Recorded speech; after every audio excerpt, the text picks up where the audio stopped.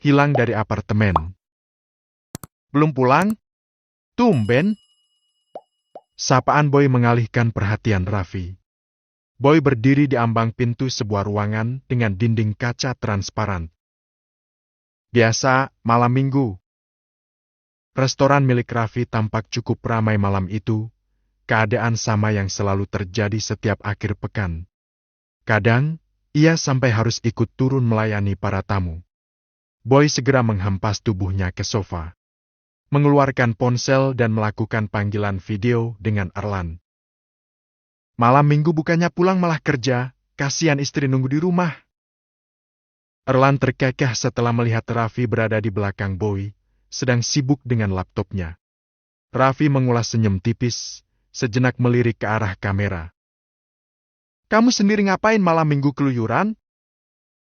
Balasnya ketika melihat Erlan sedang mengemudikan mobil. Keluyuran juga sama istri. Balas Erlan sambil mengarahkan kamera ke wajah Bian. Wanita dengan cadar yang menutupi wajahnya itu sontak melambaikan tangan ke arah kamera.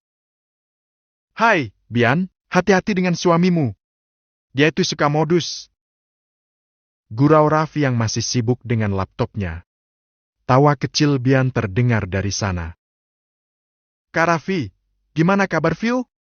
Alhamdulillah, baik.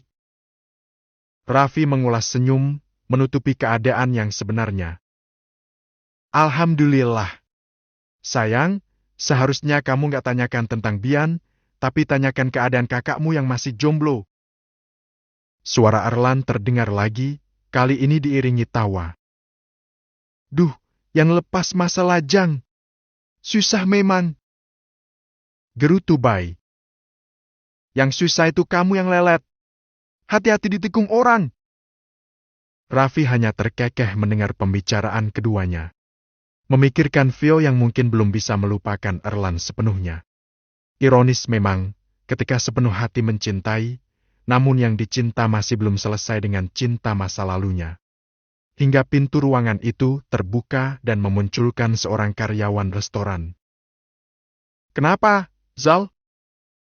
Tanya Raffi melirik ke arah lelaki itu. Orangnya nggak ada di tempat, bos. Saya sudah ketuk pintunya, tapi nggak dibuka. Mungkin lagi keluar. Balasnya sambil meletakkan kantongan berisi makanan. Dahi Raffi berkerut tipis. Tidak biasanya Vio keluar di jam seperti ini. Mungkin dia tidur. Terima kasih, ya, Zal. Nanti biar saya yang bawa pulang makanannya. Lelaki itu mengangguk diiringi senyum, lalu segera keluar. Ada apa? Tanya Boy. Ini, aku minta orang antar makanan ke apartemen buat Vio, tapi katanya Vio nggak buka pintu. Mungkin dia sudah tidur. Raffi menutup laptop setelahnya. Aku mau pulang dulu melihatnya. Kebetulan aku juga mau pulang. Boy bangkit dari kursi. Namun, tiba-tiba ponsel berdering. Ada nama papa tertera pada layar ponsel. Kamu di mana, Nak? Tanya Alfian sesaat setelah panggilan terhubung. Di restonya Raffi, Pak, kenapa? Tanya Boy, mendengar nada sang papa terdengar berbeda. Barusan ada telepon dari kantor polisi. Adik kamu ditahan karena kepemilikan obat-obatan terlarang. Astagfirullah, Bim Bim? Ya, papa lagi di jalan mau ke kantor polisi. Ya Allah, Bim Bim ada-ada saja. Aku akan menyusul, Pa. Ucap Boy sambil memutus panggilan. Melihat Boy yang tampak khawatir, Raffi menatap penuh tanya. Bim Bim kenapa? Papa bilang dia ditahan di kantor polisi, Raff. Kayaknya kena razia obat-obatan terlarang. Astagfirullah, aku temani ke kantor polisi? Tawar Raffi. Gak usah, kamu pulang saja. Kasihan Vio sendirian. Papa juga sudah di jalan ke sana. Ya sudah, hati-hati.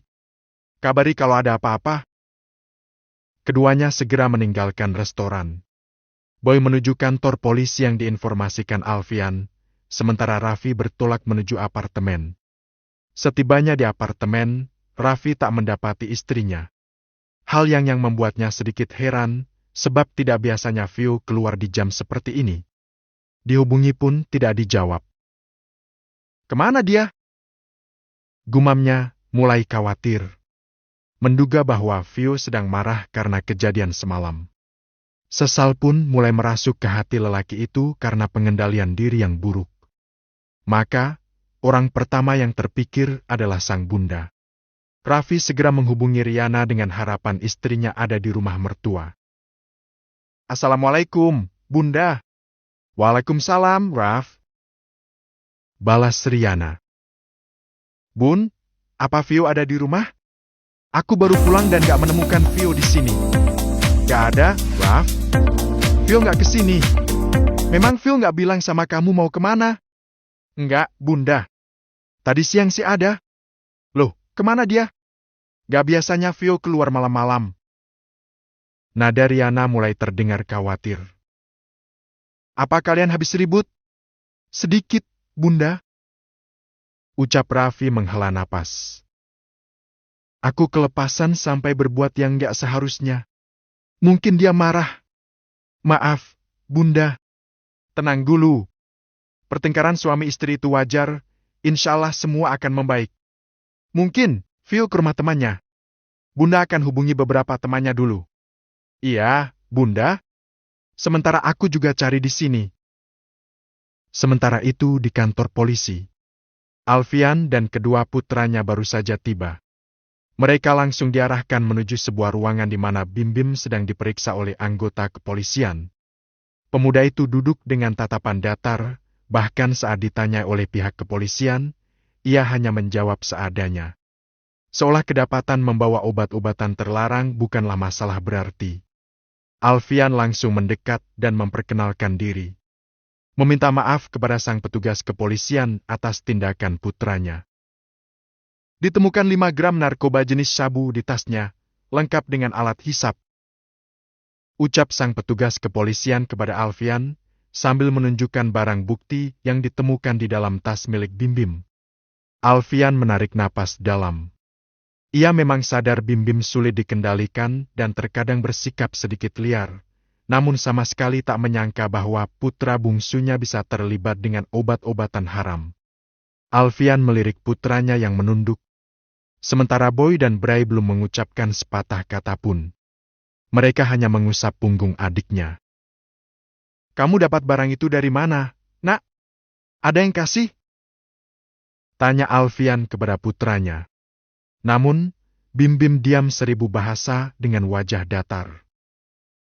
Kami sudah menanyakan asal barang itu, tapi tidak ada jawaban pasti. Kami juga sudah melakukan tes urina terhadap anak Anda. Sambil menunggu hasilnya keluar, silakan bicara dulu. Baik, Pak. Terima kasih. Maaf sebelumnya. Ucap Alfian santun. Petugas kepolisian beranjak sejenak meninggalkan mereka. Alfian melirik Boy dan Bray secara bergantian. Kalian bisa keluar dulu? Papa mau bicara berdua dengan Bim Bim. Iya, Pa. Balas Boy, kemudian melangkah keluar bersama Bray. Butuh beberapa menit bagi Alfian untuk menenangkan pikiran. Dalam keadaan seperti ini, ia tidak boleh meluapkan emosi, meski jujur ia kecewa melihat kenyataan yang ada. Papa mau bilang kenapa aku nggak bisa kayak kakak, kan? Papa mau bilang aku berbeda? Aku cuma bisa bikin malu dan nggak bisa dibanggakan kayak kakak-kakakku. Iya, kan? Bukannya marah, Alfian malah membelai puncak kepala putranya itu. Kamu pikirnya kejauhan. Kapan Papa bilang begitu? Gak usah pura-pura. Pa, aku tahu dalam hati Papa gak suka sama aku. Papa selalu bangga dengan Kak Boy yang sebentar lagi jadi dokter, Kak Bray penerus perusahaan Papa, sedangkan aku... Pekik Bim Bim menahan ledakan emosi. Bim Bim jaga ucapan kamu terhadap Papa. Suara Bray terdengar dari ambang pintu. Tahan, jangan. Biar Papa yang bicara dengan Bim Bim. Tapi... Bim Bim sudah keterlaluan, Kak. Tenang. Boy menarik lengan Bray, memintanya tenang dan mengajaknya keluar. Sementara Bim Bim menatap kedua kakaknya penuh amarah. Kedua tangan mengepal, seperti hendak melayangkan tinju. Di sisi lain, Galih sedang dalam perjalanan pulang saat ponselnya berdering. Ia melirik sekilas, lalu mengurangi laju berkendara untuk menjawab panggilan. Iya, Raf? Ayah, Vio nggak ada di apartemen. Barusan aku telepon Bunda dan katanya Vio juga nggak ada di rumah. Mungkin main ke tetangga sebelah. Kayaknya nggak ada. Vio belum ada teman di sini. Sudah hubungi Alea? Mungkin dia sama Alea. Sudah, aku tanya Alea, Mama Aileen. Nggak ada. Ucap Raffi, nadanya terdengar khawatir. Tenang dulu, Nak. Mungkin dia ke tempat lain. Kamu di mana sekarang? Di apartemen? Tunggu, ayah ke sana. Galih berusaha menenangkan, meski hatinya turut khawatir. Terlebih, Vio tidak pernah keluar rumah seorang diri di malam hari. Baru saja memutus panggilan, nada pengingat pesan pada ponselnya berdering. Nomor asing yang tertera pada layar membuat dahinya berkerut. Saat membuka pesan, sepasang bola matanya membulat penuh, dadanya bergemuruh. Astagfirullah, Vio! Bagaimana tidak, sebuah pesan bergambar di mana Vio duduk di dalam sebuah mobil dalam keadaan tertidur membuat amarahnya seakan meledak.